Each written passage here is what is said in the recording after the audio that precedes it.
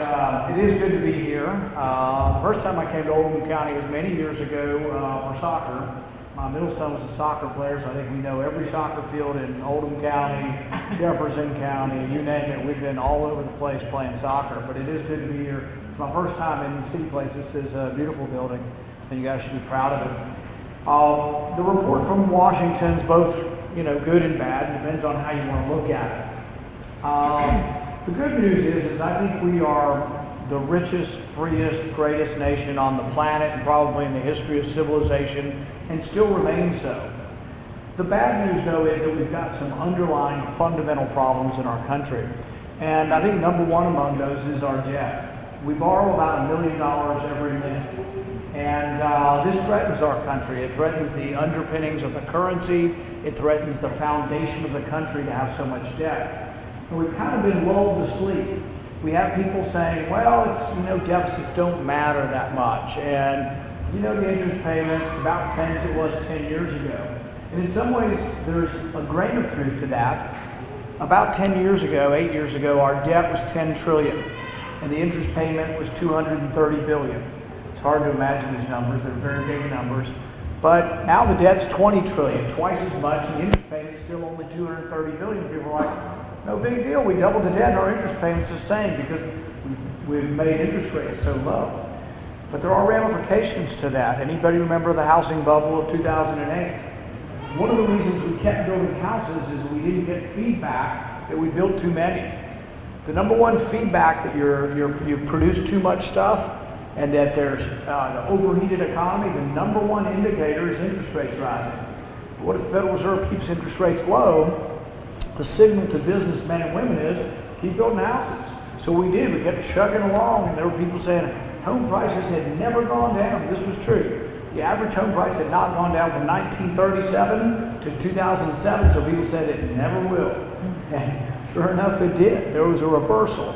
But we got overextended not because of a failure of capitalism, but because government pushed us in that direction. So why does government, or why did the Federal Reserve want low interest rates? Because we have this massive debt to finance, and also because some believe you stimulate the economy by doing that. But there are ramifications. We suffered that, and we had a great dislocation. My fear is that we are sort of building towards another one, that we have low interest rates that are still stimulating, and we're not getting the proper signals as to whether we're overproducing or underproducing, whether we should build more, whether we should buy more stock or less stock. So I'm still worried about the country. Admiral Mullins a few years ago said that the number one threat to our national security is actually our debt.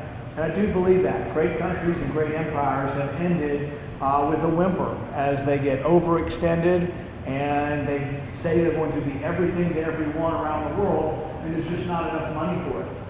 So currently we're borrowing $1 million every minute. And you say, well, how can we cut back? Isn't all of government necessary? Well, one of the things we do in our office, and you're welcome if there's an email list to get on our email list, is we put out something every week or two talking about where some money is being spent that maybe you might agree with us is being wasted. It's called the Waste Report. Last week we came out with the discovery that the government spent $1.25 million on a cartoon in Afghanistan. The cartoon had a noble purpose, to say they shouldn't use drugs anymore. Since we've been there, the poppy production has tripled. We spent about $8 billion eradicating the poppy. And my friend Thomas Massey likes to say, you know what? We should have just bought Roundup. $8 billion worth of Roundup's a lot of Roundup. Instead, though, the government we instituted, Karzai, his brother was a drug baron, made millions off of it until somebody finally murdered him. They were involved in the drug trade, the people we installed as the government. So I think a lot of that money gets squandered. But I also think there's a limited amount of money, so we should make decisions on where we spend it. So we spent over $100 billion in Afghanistan on infrastructure. Well, I personally would rather build roads here than in Afghanistan. They build them, they blow them up, they build them, they blow them up, and we keep rebuilding them. But we don't have enough really to fix the problems we've got in our country. So I think we need to concentrate at home. One of the things I introduced recently was to take some of the foreign aid money that's going overseas. There was $8 billion left in the account. I proposed what we do is take that $8 billion out of the foreign aid account and put it into the transportation account. You know, we're short of road money. Representative Osborne will tell you that. They're always struggling to come up with enough money to meet the needs. You go to northern Kentucky, they're trying to build a bridge is 50 years old up there. There's not enough money for all the things to do in our country. So I think we have to set some priorities and decide whether or not we have enough to pave other people's country and build bridges overseas when we can't afford to build our own. I've also proposed another way that we could get more money for transportation. And there's $2 trillion worth of American profit overseas. It's great. American companies are selling stuff to people in other countries, and that's wonderful. Apple has $180 billion. They're a great company. They sell iTunes, iPhones, iPads, computers, everything overseas. They pay tax where they sell it, but then it's the profit, it's American profit. They want to actually bring it home, but the tax to bring it home is 35%. So if they're selling iTunes in France, the income tax over there is 20% for corporations, they pay that, then they have to pay another 35% or the difference to bring it home. They can borrow money at 2%. So Apple has all this big cache of money, and to pay their dividends, they're borrowing money to pay their dividends. They borrow money at 2% rather than to pay 35% to bring it home. So in 2005, we lowered the tax from 35% to 5%, $300 billion came home. It's a huge stimulus. It's real money, not borrowed money. It all came home. There's now $2 trillion overseas, and I have an economist that says over $1 trillion of it will come home with a voluntary tax, and I actually have a Democrat co-sponsor at 6.5. I'd probably go to 5, but if I can only get 6.5, I'd take 6.5. Voluntary tax, $1 trillion comes home, but the tax on that would be about 70 to 80 billion dollars. I'd put it directly into the road fund, not into the general fund, which is sort of a black hole. Put it just directly into the road fund, something we don't care what party you're in, we all can agree, let's improve the infrastructure in the country. And I've had trouble getting it passed, but I think it's popular among the people. And if you like the idea and you think, what's a way we could actually reduce a tax and get more money for something, I think we ought to think about it and maybe talk to our representatives about doing it. I think that when we look at our country's finances, we should do something that every one of you have to do: balance the budget. Anybody here borrow money for rent? Borrow money for groceries? Nobody borrows money for their daily expenses. Now, you might borrow money for a house, but it's something of concrete value that the bank holds against the note. But the bank's not going to loan you money for groceries or for rent. That's what our country's doing. We're borrowing money for Social Security because we spend more than comes in. We have some fundamental imbalances in our country, and we need to fix them. And we have to decide priorities. If you've come today and you're going to tell me about something that you want money for, what I always tell everybody that comes is, tell me something you don't want me to spend it on so I can find money to spend it on what you want me to spend it on. But don't just simply think there's more extra money, hey, come spend money on something, unless we're willing to talk about where we're going to cut it. And I think there are areas to cut. I'll give you a couple other examples of where we spent money that I think we maybe shouldn't. We spent $500,000 on a climate change application game, a video app for your phone, so you can learn about climate change. We spent $15 million in the Philippines to have them ready for climate change. So when, and the prediction, according to, I think, alarmist, is that the Philippines will be underwater in 10 or 15 years, which is ridiculous. But, you know, if they are, I don't know how 15 million is going to help them, but apparently we're supposed to teach them about getting ready for climate change by giving 15 million to them. We spent 45 million in Afghanistan on a natural gas station. Came out of the Defense Department. Think about that for a minute. How many people in Afghanistan have a car? Not very many. How many people in Afghanistan you think have a car that runs on natural gas? If we had a natural gas station in Oldham County, who would be able to buy their gas there? Nobody's got a car. But you know what? Somebody decided that the Defense Department was going green, and that because of climate change, we need to have our military go green. But you know, I think it's probably more important that they have bullets, guns that work, vehicles that protect them, and that we are worried about our military, but not about going green, not about climate change. That's not the job of your soldiers. And they're kind of distracted if they're worried about climate change and not defending the country. So I think we have to be aware of that. There is money right and left that's being wasted. If you want it for something else, be aware that it's being wasted. The worst one that I've come across in the last couple of years is we spent a couple $100,000 studying Japanese quail to see if they're more sexually promiscuous on cocaine. I think we could have just stipulated probably and saved a lot of money. But this stuff goes on year after year after year. I remember being a kid, and William Proxmire had this thing called the Golden Police Award, and he gave an award every week or two to wasteful spending. It goes on and on. Is it enough to balance the budget? Maybe not, but it's still not an excuse for why we shouldn't do better. One other thing that I proposed that I think would work throughout government is I give money back. The only budget I completely control is my own office budget. So I'm giving $2.4 million back to the Treasury because I think I can do the job with $2.4 million less. If every senator did that and every congressman did that, starts to add up to real money. But what if every federal government official did that? So what I would do, and what I've introduced, is a bill called bonuses for cost cutters. I would give federal employees bonuses if they save money. So if you're in charge of a $12 million Department of Energy budget, and you'll save the taxpayer $1 million and still get your job done, give you a bonus. Put some incentives in the way real business works, the way private business works. The problem is, what we have in Washington is the opposite. We have something called use it or lose it. So you get to the last month of the fiscal year, the money is spent 5 times faster in the last month of the year. Coincidence? Just happens that in the last month of the year, you notice that a lot of these government officials are in Las Vegas at conventions, $1 million conventions. One of them a couple years ago spent, I think it was $50,000 doing a skit at one of their conventions, and I think it was the living dead and climate change. They had a skit including zombies with your money. So we have to look at what we're doing, and I think we can do it a lot better. I think there's a lot of ways we can look at it, and I want to be part of the solution, looking at it as a problem solver, as a physician, and someone trying to figure it out. I think we can do a lot better than what we're doing. I think we're still a great country, but I do think that we have to be very, very careful that our government not get so big that it overwhelms us. I'm going to keep working in that on your behalf, and I appreciate you coming out today. Thank you.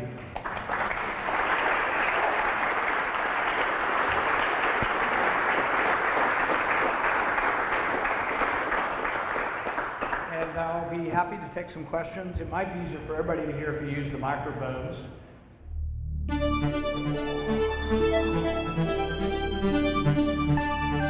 We don't have as many workers, and we've got a lot of people, the baby boomers, retiring. So right now, there are only 3 workers for every retiree, and there used to be 16 workers. So there's not as much revenue coming in. For many, many years, there was a surplus in Social Security. More came in than went out for 30 or 40 years. There is said to be a $2 trillion surplus in the Social Security fund. But if you go to the office and you say, show me the surplus, they'll show you a stack of paper. And they'll say, oh, we have it, but they already spent it in the general fund, and the general fund owes us, and we have an IOU they're supposed to pay us. But the only way you get money out of the general fund, which is $1 trillion short every year because we spend more than comes in, there is no surplus to put back into Social Security. That piece of paper is not negotiable. You can't go to Wall Street and say, I'm going to sell the paper at the Social Security office and get the money we need to fund Social Security. So it's gone. So we did something that wasn't, I think, a good thing. We spent it on other things. We spent it on war, we spent it on bread, we spent it on everything, you know, domestic and foreign. We just spent it. Now, the other problem we have besides having smaller families is we also are living longer. That's a good problem. But when Social Security started, the average life expectancy was 65, so it worked very well because no one lived to receive it. But now the average life expectancy is 80, and really if you make 75 or 80, your life expectancy is probably another 10 or 15 years. So we're really living a long time, and that's great. But we have to figure out how to fix the fundamental imbalance of not having enough taxes coming in and having too much go out the door. So I have tried to do something. I introduced a bill right after I got there. Now, it's not something that everybody's going to whoop and jump up and down and say, yay, this is how we have to fix it, but I want to fix Social Security so it will continue. The only way you can do it is you have to increase the age of eligibility. Nobody's jumping up and down, but I see people nodding their heads knowing that it's coming. If you talk to young people in the room, you talk to anybody in their 20s, they're not even sure they're getting it. But the thing is those of us in our 50s are going to have to wait longer. And we've already done this once. In 1983, the age was 65. And from 1983 to 2000 and maybe even 8 or 9, we gradually increased the age. You don't have to do it all at once. You can do it a couple of months a year. So now it's 67. Nobody gets Social Security till they're 67. There's the early, opt out where you get less if you want, but it's really 67 for Social Security. It's probably going to have to go to 70. Now, do I say that because I want to punish you or punish people my age? No, it's just there's no money. That fixes 2/3 of the problem, and you can do it over a 20 or 30 year period, and that fixes 2/3 of the shortfall in Social Security. My bill would do one other thing, and I would means test it. And nobody's excited about that either, but that means people like myself who've been successful are going to get less. But in order to do that, we protect it for the people who that's all they have. I'm going to have other means for my retirement. Many people in this room will. I'm going to have to go with less in order to have something for the people that's all they get. And that's called means testing. So people that made over $100,000 a year are going to get a couple $100 less a month. Those at the bottom of the scale would get exactly what what's been promised to them. I think if you do means testing and raise the age gradually, you can preserve Social Security forever. But that's just the tip of the iceberg. The bigger problem is actually Medicare. Medicare is $35 trillion in the hole for the same reasons. A little more reasons, but at least because we're living longer and smaller families, Medicare is in the hole too. And then Medicare is also in the hole because we don't, medical prices or healthcare prices are not competitive and there is no marketplace. So they've gone up dramatically. So we have to fix a lot of things. But I have tried to be part of the solution and will continue to try to be part of the solution. Yes, ma'am.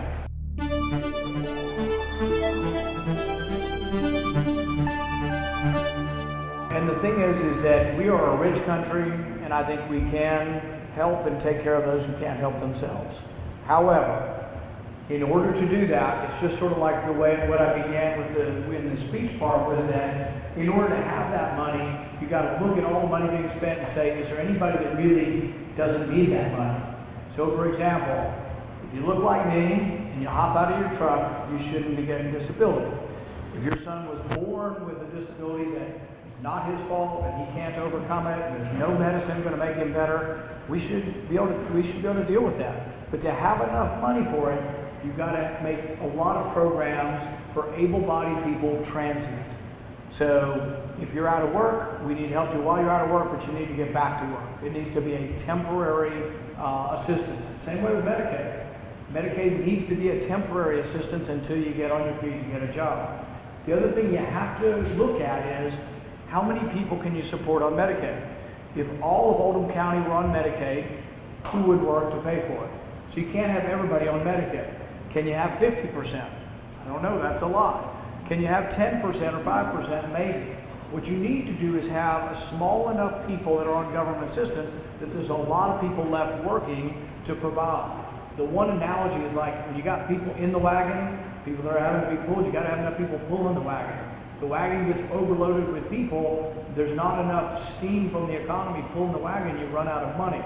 And so we do have to have some rules, and I think we also have to consider that as we expanded Medicaid, maybe we need to institute some consumer participation in it, in the sense that those who are not the poorest of the poor, but the new people that have been added, maybe co-pays and things like that to get them to use the system wisely. So what you're telling me, over here, what you're telling me is if we get our new Medicaid system that Devin is proposing, that some of that money that we're saving can go to people with disabilities who really aren't part of the 115. Right.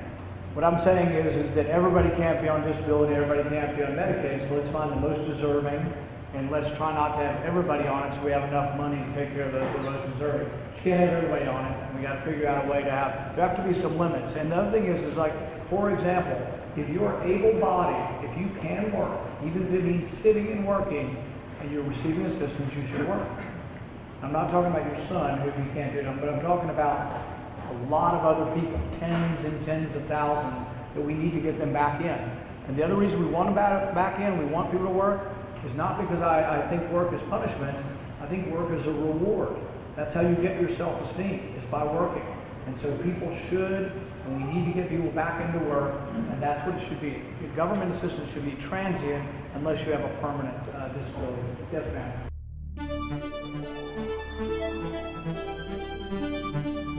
Yeah, no, I think it's a good question. What do we do to keep dangerous people from getting guns?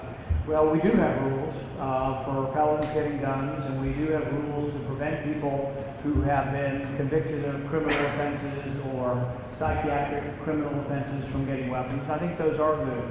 We have background checks and other ways to try to prevent people from getting weapons. Currently, if you are on the terror watch list, when you go to buy a weapon, the FBI is notified. And the FBI can't stop you from purchasing weapons currently. That's the current law.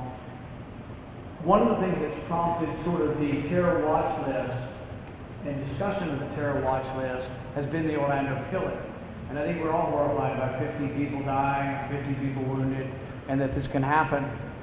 But we got off, I think, a little bit away from topic when everybody started talking about, gun control for the terror watch list, because the guy from Orlando, the killer, wasn't on the watch list. So if we want to think through, how could we have stopped it? And I'm a physician. I don't immediately say it has to be a partisan response. I say, what is the thing that could have stopped Orlando? How could we have stopped the Orlando killing? Well, one, he needed to be on the list. So I do agree having a list is important. He needed to be on the list. He was investigated twice by the FBI. The FBI went through 2 10-month-long investigations and then said he wasn't a credible threat to kill anybody. Well, that was wrong. He was a credible threat. He did kill someone. So I think they made a mistake in closing the investigation too soon. This isn't the first time.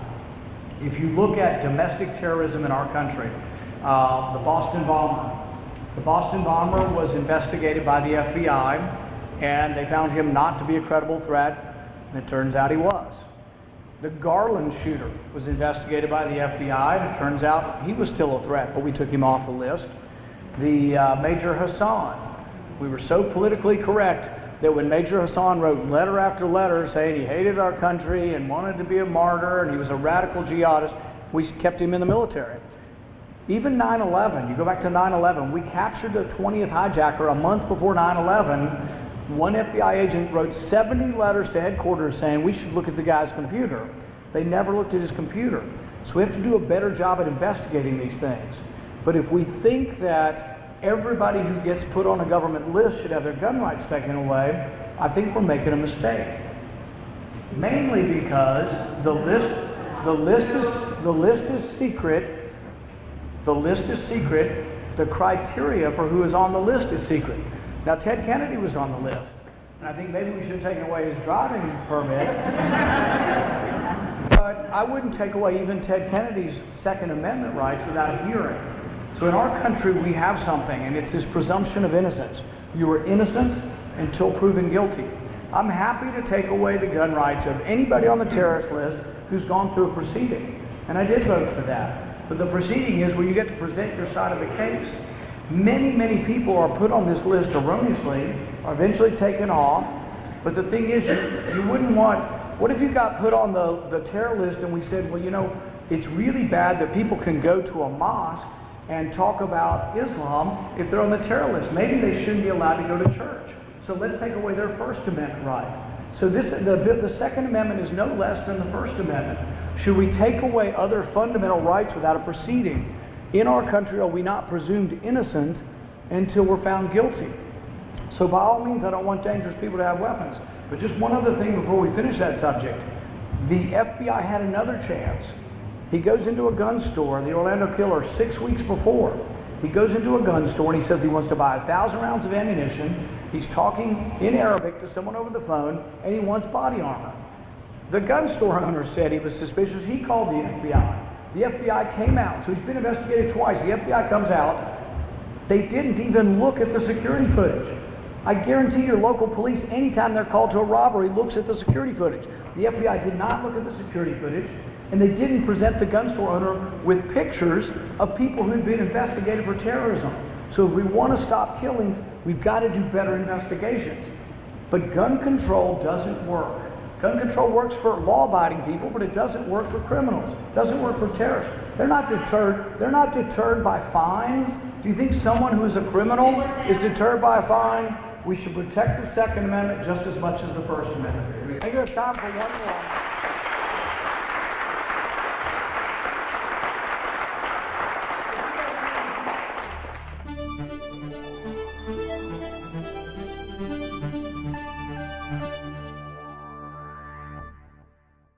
term limits, I'm for. I think they're a good idea. Tax code's too complicated, the rates are too high. We're chasing American jobs overseas. I'd lower the rates to make us more competitive.